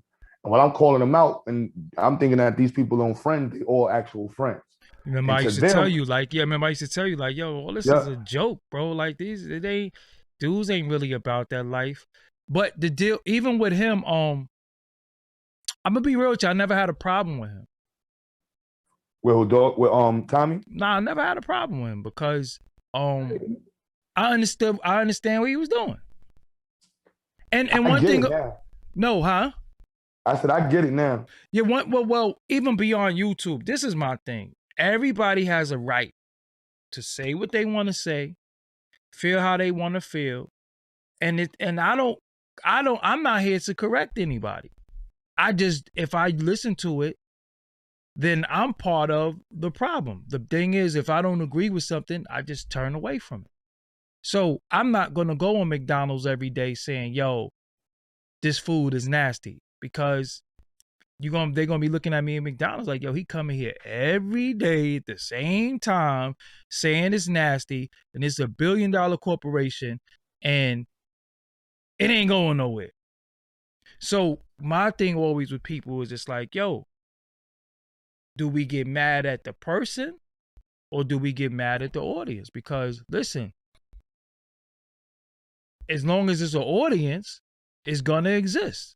So I never been like, yo, we gotta stop him, we gotta shut him down. I'm like, yo, nah, that's like even with the people who donated to these dudes and these dudes owed them, I was always like, yo, once you seen him get him, and him, what made you think you was exempt? So somebody tried to make a YouTube and twist my words. But my thing with people is that when they be like, yo, Doggie Diamonds is a bozo and all that stuff, I'm like, yo, I will smack earth, wind, fire, everything out of you for that, because it's just certain words you don't use when you talking to a man. You could disagree with me without being disrespectful. You know what I'm saying? But when you start calling somebody a bozo that'll physically harm you, I don't think you should do that, because once you say certain things to me, about me, we already there now. You already was disrespectful. So when I finally catch you, you can't explain to me what you said because you went on a platform and called me a bozo. You could have just said, yo, I don't agree with him. It's the same effect. But no, you felt strong to use certain words that incite people and trigger people. So when you say, yo, he a bozo, oh, so you're using street terms and street slang. So, okay, so when I come with that energy from where I come from, don't try to play that, yo, nah, what I was trying to say, no. That's like when dudes be on the internet like, yo, SMD. It's like, okay, No. I'm glad you said that, because now when I see you, On it ain't nothing to problem. talk about. So when you see them, they be like, nah, it was because, boop, because we not talking now. You already was mad disrespectful. You know what I'm saying? And we don't have to disrespect one another because we don't agree. So when people like Tommy Sotomayor and others who say what they say, I don't have, you know what I'm saying? It don't bother me. You know what I'm saying? Because that man got a right to say what he want to say. And even a broke clock is right twice a day. Yep. You know what I'm saying? So it might be, you might not agree with 90% of it. And then 10% he might drop it. And you like, damn. Now he was right and exact on that 10%. You know what I'm saying? So, but my thing is always, I just always just be on the type of time where like, yo, man, everybody gonna say what they want to say, you know, do what they want to do. And if he got thousands of people watching him, thousands, 5, 6 different channels, that you then obviously, yo, people want to see it. You know what I'm saying? And that's what it is. You know what I'm saying? So I never be like, yo, I gotta go. Cause I did a video called The Mistakes That I Made. And I want people to watch that. You know what I'm saying? Anybody else notice Doggy start the man up, talk over his guests though? Okay, yeah, let's get you up out of here, because what I'm tired of is y'all dick eating niggas coming in my comments talking about I over talk people. Yo, this is my show, my channel. And I definitely don't feel that way. I bring people on here, and the whole time when Q was talking, I ain't say no. I'm sitting here quiet. But y'all so busy looking at people that don't know how to do this. Oh yeah, oh, you over talking them. Shut the fuck up. If you don't like what I'm doing, don't watch me. But I'm going to help you. I'm going to take you in the backyard and put you out of your misery, because obviously you have psychological problems that you keep watching me and you don't like me. And then you keep thinking that you telling me something, I'm going to change who I am. I'm going to put you out of your misery. Q, before we go, anything else you want to build on? Nah, man, just shout out to the platform, man, Black Power. Shout out to everybody that's been supporting, anybody that's been donating, everybody that's volunteering. Shout out to my team, my queen, my beautiful children, my boy Damo, my partner Dot in the studio. everybody that's on the team, you know, from Two Shot, everybody on the team. Every time I go live, I don't be want to, you know, as black folks, we want to get up there and shout out everybody and shit. Right, like shout out, and then people be looking at this like, yo, why you ain't shout me out? You know what I'm saying? But And this I'm is like, not. damn, a Two Shot, my bad, man, live, my bad. Mommy, I know my mom's be the one to watch all of these. She's like, Q, you was on there with that interview with Doggie Diamonds and you ain't bring me up. And he said, I like Doggie. He be asking good questions, but shout out my mom and my pop. Because she damn sure watched our interviews, all of the ones with you and I. Yeah, so but we're definitely this ain't the last time you gonna be on here. Yeah, man, we try to do this regularly. We trying to do this regularly, and then I want me, you, and Blizz to have like the power bill. You know what I'm saying? Where That's fire. Yeah. So you know, it's a lot that we gonna do. I like I like, you know, I like these. You know, this is my favorite dialogue besides me interviewing the rappers. But I know I like to interview dudes that I know got consciousness, that I could go to war with, but I know you from your work. You understand what I'm saying? Like I could say, well, he did this and did this. These other dudes, I'm gonna keep it real.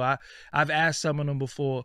So what about this? And they'll just talk about what somebody else did. And I'm like, well, what that got to do with you? You can't buddy hustle. You can't buddy hustle to work. I was about to say something. Damn. Woo. But I was it's times where I ask people, you know, because we all get questioned. People want to say, well, what did you ever do? What do you do? And they want to say, yo, this person did this. I ain't asked you what they did. What did you do? What are you a part of? And a lot of these dudes, they just make videos. You know what I'm saying? You don't see them nowhere. They don't contribute. And then when they do come around, if they can't leech off the situation, they out. They like, oh, where he got a studio? So this is where I'm gonna be recording at. But they're not trying to pay. You know what I'm saying? And they think that they gracing you with their presence and that you should be happy that they be in the studio recording. Like, nah, this is a business. And one thing that we have to start doing with black people is when we dealing with each other, we have to get that friend shit out of here. Yo, let's do business or some fair barter system. I don't want you to be around me because you somebody, because if I'm not adding on to what you're doing and you're not adding on to what I'm doing, why are we around each other? That you're useless. Yeah, you know what I'm saying? You're useless. Yeah, like, you know what I'm saying? I remember you saying, yo, if you need this space, you could get rid of your office. You need this space. I got the green screen. I got cameras, whatever you need. You know what I'm saying? You could come here. I'm like, damn. And I remember I was going to take you up on the offer, but I was like, damn, I got to go all the way to the Ville. I'm close to the downtown. Let me just go downtown. But you offered it. But it wasn't like, yeah, I'm coming here. I'm not adding on. Yo, oh yeah, so when I come, we could this, that, and the third. But dudes be just pulling up like, yo, I'm here. Like, so what you here for? Oh, nah, like when people hit me and be like, yo, I'm just checking on you. Nah, don't just check on me, man. It's disingenuous because just tell me what you want. You know what I'm saying? Just tell me what you want. I'm okay with that. You know what I'm saying? Because I had people hit me and be like, so what you been up to? Yo, I get mad offended. I'm like, yo, I got like 400 videos on YouTube that I just did this month. Like from January to now, bro, I probably did like 200-300 interviews, like no lie. So how you asking me what I've been up to? I'm supposed to give you a blow-by-blow and a play-by-play of what I've been up to. That means you're not in tune with me, and I'm offended by that even more because you could tell me what's on TMZ, you could tell me what's on the Shade Room and these other things, but your man, your homie, your loved one, your comrade, you asking me what I've been doing? Like I'm some bum-ass nigga who sit around scratching his nuts in the bed and don't get up and put in work? You understand what I'm saying? So if I hit you, so Q, what you been doing? That's disrespectful. Well, you supposed to say, yo, I just put 36. Why should you have to tell me that? I should already be in tune with what you doing because I'm supporting it. Bottom line. So give them your information again. Zyx the Movement. Cash App is Zyx the Movement. GoFundMe, Zyx. And it's GoFundMe Zyx. If you want to enroll in the program, the Zyx Institute at Gmail. Zayak Studios at Gmail, personal Q Butter at Gmail, QUEBUTTER, regular spelling. My Instagram, Q Butter, QUEBUTTER, Twitter, Q, same thing, Facebook, same thing. And if you want to get into the Institute again, yo, we have the only set your own price program. So I want to hear one and tell that to anybody who talking about they got this black institution shit. We have your set your own price program. We suggest a price of $5 a month. It's $125 a week. But if that is beyond the scope of your wallet, I'm saying that's beyond the scope of your wallet, you can set your own price. Start black to How many like, times? look, you all I can. How many times Facebook banned you though? Huh? How many times you been banned off? Shit. I don't feel right if I don't get put in jail. At least I was say, yo, they put me in jail a few times. They put me in jail because I called Michael Rappaport a nigga. But I'm like, yo, we call I'm like, yo, we call each other niggas all day. I call Michael Rappaport a nigga. I said I can't stand that nigga, and I went, yo, they just straight up and down put me in jail for 24 hours. Like, yo, we disrespect each other all day with certain words. The minute you call somebody else outside of us something, look how they do you. You know what I'm saying? Want it. But it's pinned to the chat. This Cash App. So that's that's the easiest thing. That's really the form of payment that a lot of people use. But I just sent you my last video too, dog. I don't know if you saw it, the Message to the Black Man video, man. Okay. You sent it to the other phone?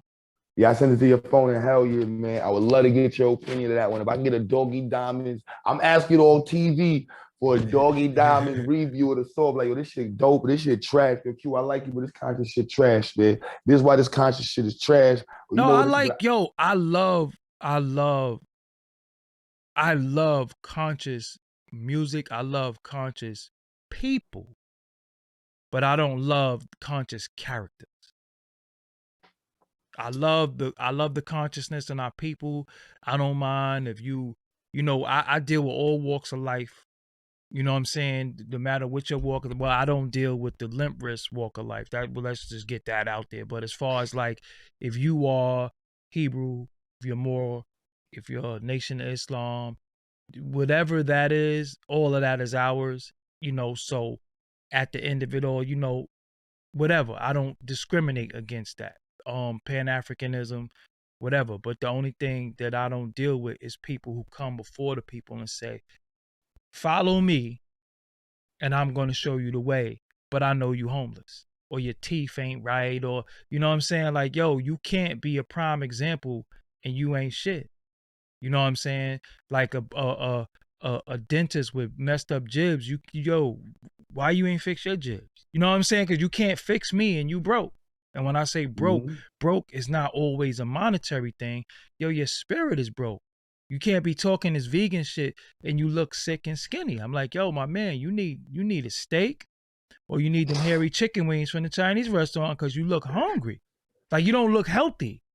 You know what I'm saying? I feel you, sir. So that's my whole thing. You have to be a living testament for what you're saying. That's why I could rock with you and I could rock with Blizz, because I seen y'all out on the ground. And not only that, I seen you put in work in different areas. Blizz got anger management classes where he could certify people that took an anger management course. You know what I'm saying? That means a lot to our community, because a lot of us have anger management issues and a lot of us have been through the systems where you have to take this course in order to get your children back, or even to go back into the home. I could respect that. I see you with the children. I seen them drop the children off at the crib. So for a parent to drop their child off to you, they trust you, because that's that's real. You know what I'm saying? You don't just give your child to anybody. So again, that's the thing that I respect, about y'all too. Other dudes, I can't really vouch for them because all I do is see them talking. You know what I'm saying? I just see them talking and they got popularity because they know how to regurgitate and they sound good, but it's like, yo, what have you done? They don't got nothing. They're going to say what somebody else did, or they know how to latch on to people who's doing stuff. I can't rock with it because I'd be like, oh, now this, like, yo, you a posse jumper. You know what I'm saying? I be seeing dudes in the conscious community posse jumping. Like, yo, all the time. or now he in pictures with him, or they in pictures together now. But they ain't do All the nothing. time. But They ain't but doing listen, they nothing. didn't do nothing. They don't have no institute. They don't have nothing. They don't have nothing going on to sustain anything but fake ass information that we all could acquire on our own.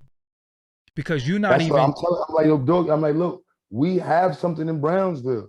We got something in the style. When we go to Atlanta, because when we go to Atlanta, the only shit we be hanging out in is motherfucking vegan shops.